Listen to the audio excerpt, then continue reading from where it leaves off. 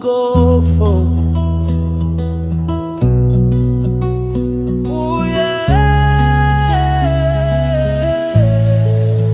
Wapeza mkazi, wapeza chintu cha bwino, akaduwala mkazi mamuna umakala na mwino.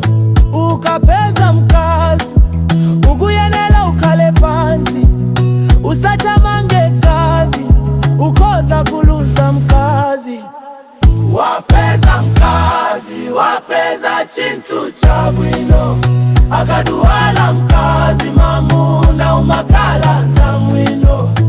Ukaponya mkazi ulipangozi, igunyadile ninuanga bongozi, nisya mwana wanu inende dilipangozi. Wapeza mkazi, wapeza chintu cha bwino, akaduwala mkazi mamuna umakala na mwino. Ine pano paiye ndidadoma, kwanu nafika ndikuza toma, mwana wanu na inembo